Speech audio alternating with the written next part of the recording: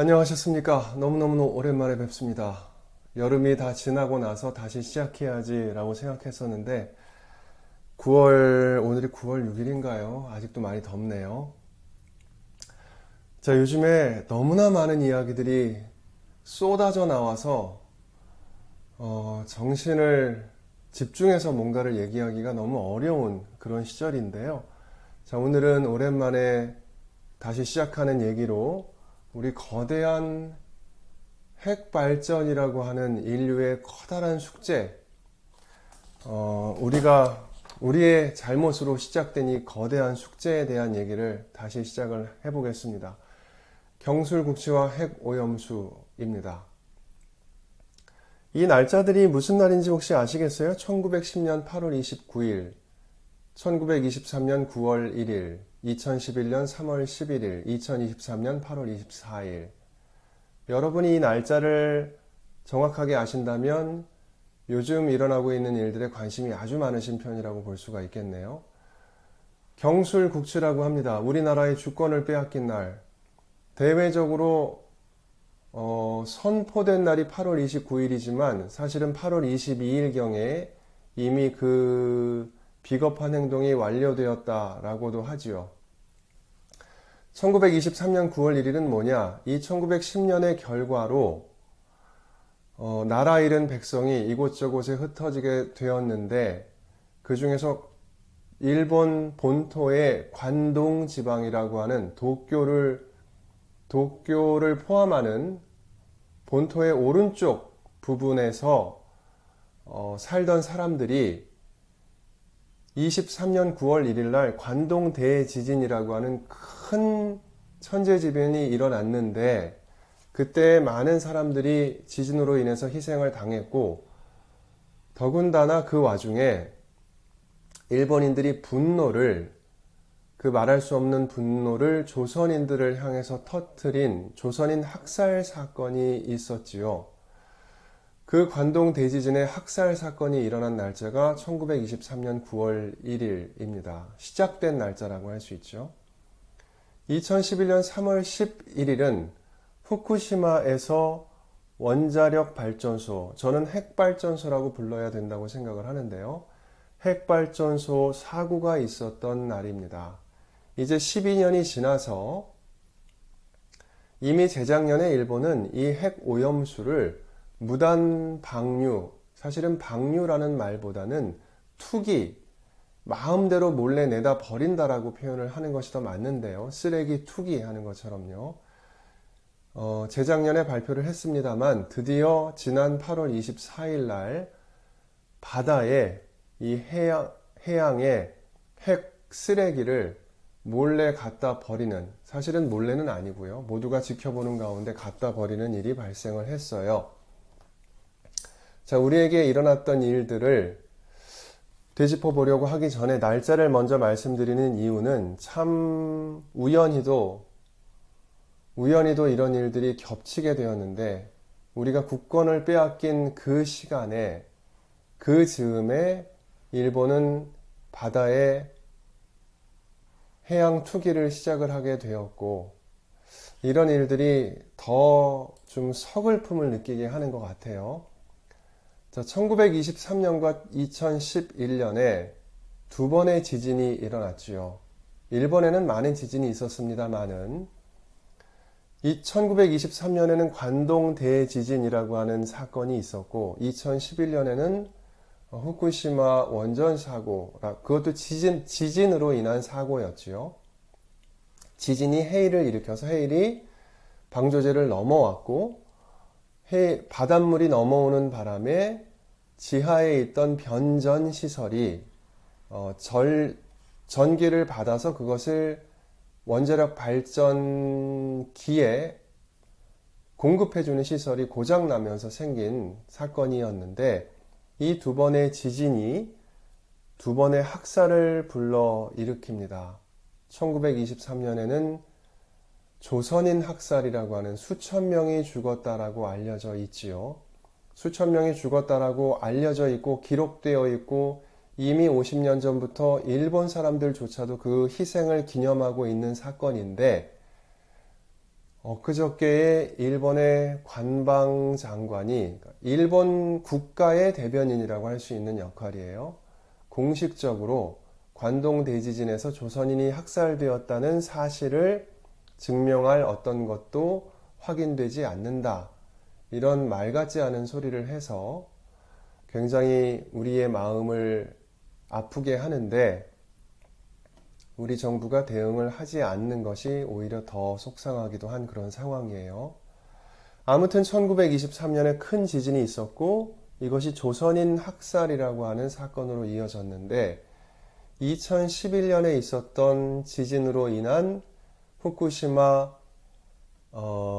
도쿄 전력의 원자력 발전소 붕괴 사건이죠. 이 커다란 핵발전소 사고가 핵 폐수 방류라고 하는 인류의 생명을 위협하는 또 다른 학살로 이어지지 않을까라고 심각하게 우려가 되고 있는 상황이에요. 루카복음에서 앙령이 예수님께 얘기합니다. 당신께서 저희와 무슨 상관이 있습니까? 당신의 갈 길을 가시고 우리에게 상관하지 마시오. 이런 대답을 하는데 지금 일본이 하고 있는 일이 딱 그런 꼴입니다. 우리가 괜찮다고 하는데 너희가 다 무슨 상관이야. 너희 볼 일이나 봐. 신경 쓰지 말고 참견하지 말고 이러고 있지요. 자, 어떻게 하면 좋을까요? 어떻게 하면 좋을까? 두 가지 가정이 있습니다. 이 핵발전소 사고로 인해서 지하수와 빗물 그리고 인위적으로 그 핵발전소 안에 있는 핵 물질을 식히기 위한 많은 물이 바닷물이 투입되었는데 그 물을 순환시켜야 되니까 가만히 두는 게 아니라 계속 순환시켜야 되니까 핵 물질이 묻어있는 물이 계속해서 쌓여가는데 이 물이 어떤 여과 장치를 통해서 다 걸러진다면이라고 하는 가정이에요. 확률이 매우 낮은 그 가정. 그 가정을 여러분이 믿는다면 그럼 깨끗하니까 바다에 흘려보내도 되겠네 라고 판단을 하실 것이고 다 걸러진다는 가정이 과학적으로 합리적이지 않다라고 여러분이 판단을 한다면 그러면 그렇게 위험한 물질을 바다로 내보내면 안 되잖아 라고 판단을 하시겠지요. 현재 그 핵 오염수는 처리가 되었다고 주장하지만 처리가 되지 않았을 것 같은 그 오염수는 위험하니까 바다로 내보내서는 안 된다 라고 하는 여론이 10명 중에 8명이고요. 믿어야 한다. 일본이 그렇다고 하지 않느냐라고 하니까 믿어야 된다라고 주장하는 사람들이 그 주장에 동조하는 사람들. 제가 보기엔 사실은 이 10명 중에 2명, 바다에 버려도 괜찮아라고 하는 주장에 동조하는 사람들은 지금 무슨 일이 일어났고 앞으로 어떻게 될 것인가를 잘 모르는 사람들이에요. 무지에서 오는 맹목적인 추종이라고 저는 보여지는데 하여간 그런 사람들이 10명 중에 2명이에요. 자, 그러면 여기서 과연 그것이 위험하냐, 위험하지 않으냐 하는 것을 판단할 수 있는 근거를 두 가지 영문으로 제가 표현을 해봤습니다. 하나는 알프스라고 하는 단어고 하나는 IAEA라고 하는 단어예요. 자, 알프스는 뭐냐? 알프스는 그 방사능 물질이 묻어있는 물을 걸러주는 여과장치라고 하는데 이 알프스라고 하는 것은 A는 발전된, 뭔가 개발된, L은 액체, 물 말하는 거고요. P는 처리라고 하는 단어고 S는 장치라고 하는 말입니다. 다시 말하면 약간 발달이 된 물을 여과하는 물을 처리하는 장치 이런 말이에요. ALPS라고 하는 말이에요. 이 장치를 누가 만들었냐? 2011년에 후쿠시마에서 커다란 어마어마한 핵 사고가 난 다음에 그 다음에 일본 기업이 처음에는 도시바라고 하는 기업이 그 다음에 히타치라고 하는 기업이 만들었는데 이 도시바라고 하는 기업은 핵 발전 사업을 인수하다가 거의 망할 지경에 놓여 있는 기업이에요.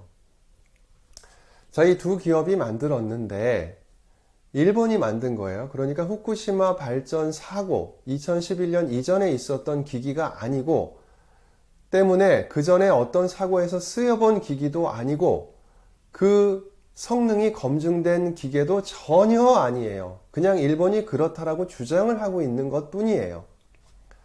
자, 그럼 일본이 도시바와 히타치가 만들었다고 하는 그것도 2011년 이후에 부랴부랴 핵 오염수가 막 탱크에 쌓여가고 있으니까 저거를 어떻게 처리는 해야 되겠는데 어떻게 하지 하다가 부랴 만든 기계가 ALPS, 알프스라고 하는 일본 기계인데 일본이 부랴부랴 만든 기계로 자기들이 다 걸을 수 있다고 주장하는 것, 검증된 적도 없는 그 주장을 우리가 받아들여야 하는가? 전혀 그렇지 않습니다.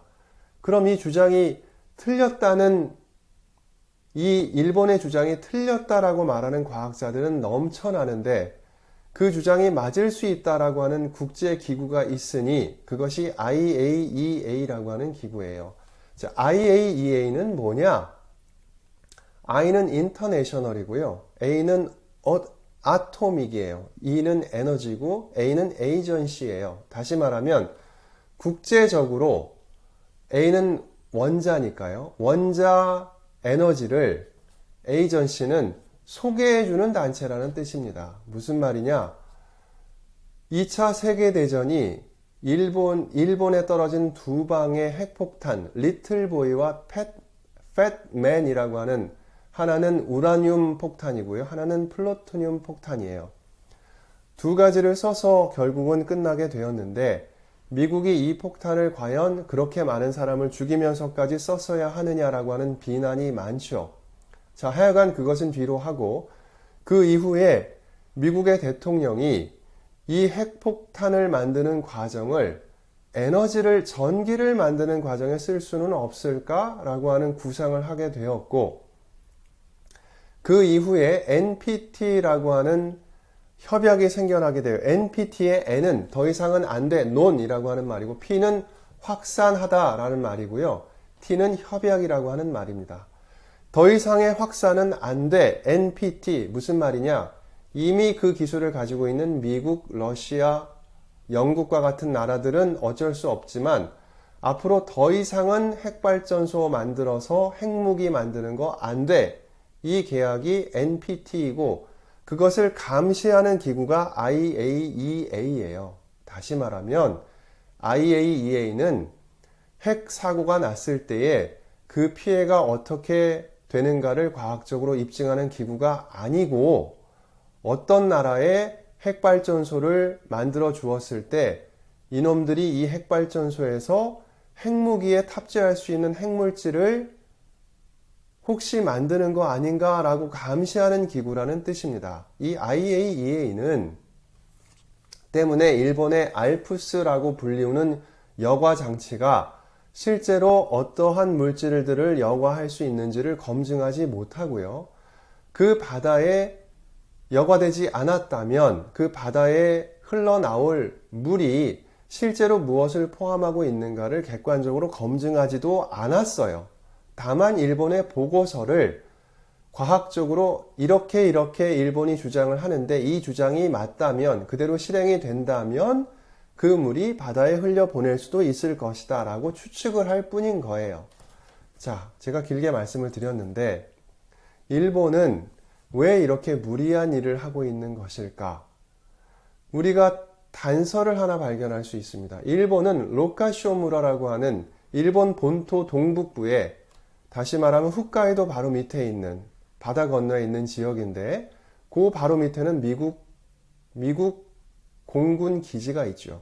이 로카쇼무라에 동양 최대의 핵 재처리 시설을 만들었어요. 핵 재처리 시설이 뭐냐면 모든 핵발전소에서는 우라늄을 비롯한 발전에 쓰고 폐기된 핵물질들이 어마어마하게 쏟아져 나오는데 그 핵물질을 다시 처리해서 일부는 다시 에너지원으로 쓰기도 하고 혹은 거기에서 핵탄두에 탑재할 수 있는 핵물질을 만들어내기도 하고 그런 시설인데 이 시설에 이미 일본은 30조 원 가까운 돈을 썼고 그것을 2010년대에 가동을 하려고 했어요. 그런데 일본 우익의 입장에서 보자면 제수업계도 사고가 난 거예요. 제수업계도 사고가 나서 이 수십조 원이 들어간 핵 재처리 시설을 못 쓰게 된 거죠. 가동을 못하고 있는 중이에요. 자, 일본은 2024년 내년에는 반드시 이 재처리 시설을 가동하겠다고 말하고 있고 이미 미국은 여기에 동조를 했어요. 그래서 바다에 핵 폐기물을 투기하는 것을 미국이 허락한 거예요. 재처리 시설을 돌리는 조건이 아닌가라고 심하게 의심이 되죠.